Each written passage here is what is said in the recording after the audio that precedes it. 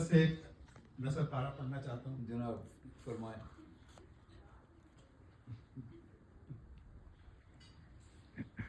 دل یا دماغ، ہارٹ اور برین.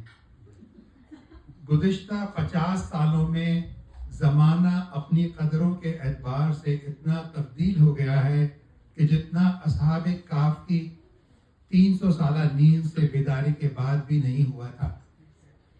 ہم سے پچھلی نسلوں میں لوگ عموماً اپنے تعلقات اور رشتہ داریوں کے نبھانے کا گر احسن طریقے پر جانتے تھے اور مہمان کے ساتھ معاملے میں وہ خصوصاً دل والا رویہ رکھتے تھے. کاروباری معاملات میں بھی دماغ کے ساتھ ساتھ کچھ نہ کچھ دل کی کارفرمائی رہتی. کسی کو مال ادھار دیا گیا ہو اور رقم لوٹانے میں باوجود تعامل کر رہا ہو تب بھی مروت آڑے آ جاتی.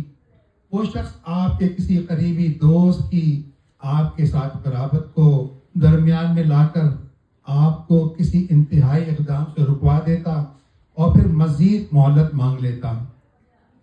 تعلق کا نبھانا، احساس مروت، احسان کا رویہ، عزت و احترام، قربت کی رعایت، لحاظ و شرم، رشتے کی پاسداری، شرف انسانیت، سخاوت، فیاضی، کشادہ دلی، یہ سب اصطلاحات پچھلے 50 سالوں میں عملاً معدوم ہوتی چلی جا رہی ہیں. اور اب اگر ان تمام خصوصیات کو یکجا کر کے ایک ہی عنوان دے دیا جائے تو یہ دل والوں کی بے وقوفی کی داستانیں کہلائیں گی.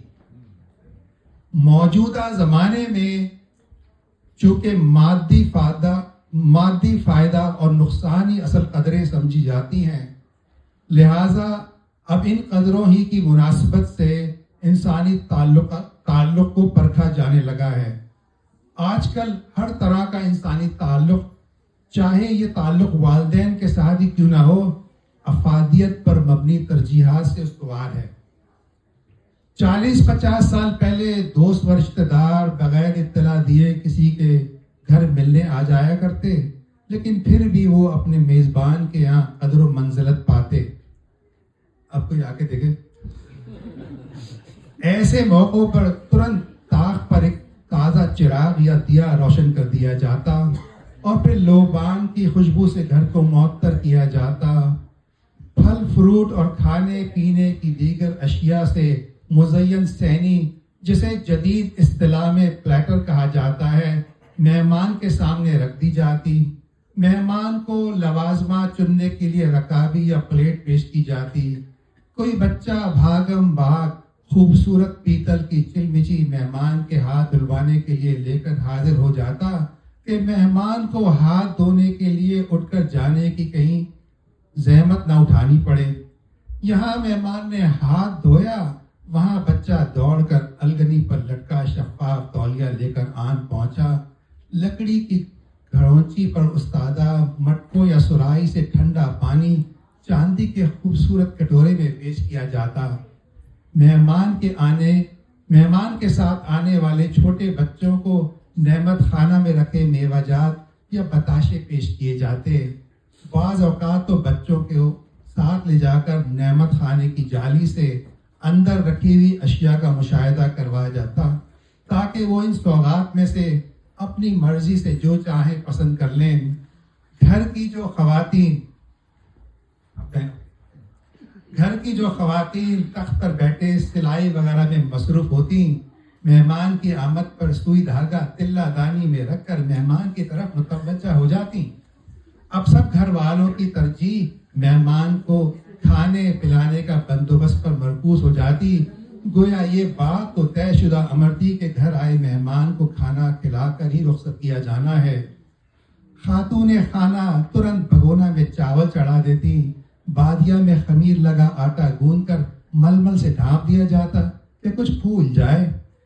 ہانڈی میں پکی گرم گرم سبزی اور دال چوری جاتی. بھگونے کو سنسی سے پکڑ کر بڑے کٹورے میں گوشت شوربہ انڈیل دیا جاتا اور پھر گرم گرم چپاتی اور تازہ خوشبودار چاول کے ساتھ دری کے اوپر دسترخوان سجایا جاتا.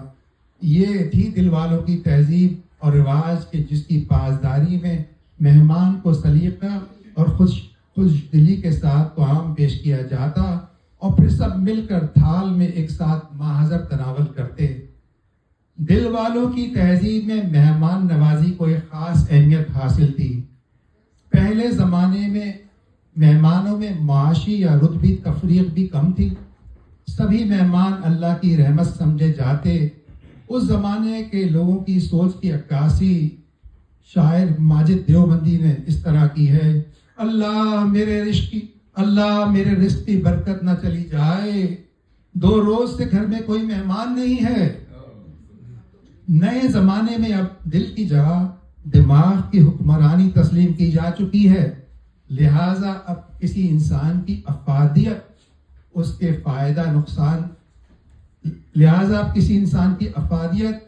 فائدہ پہنچانے کی صلاحیت یا پھر نقصان پہنچانے کی مقتدرت کے مطابق تسلیم کی جاتی ہے۔ صاحبوں و صاحبات، ہم نے اپنی مختصر زندگی میں دل و دماغ دونوں کی کارستانیاں دیکھ لیں، اب بس یہی دیکھنا باقی رہ گیا ہے کہ ہمارے بچے اپنے والدین کے ساتھ کس قدر کے مطابق برتاؤ کریں گے، دل یا دماغ۔ بہت شکریہ۔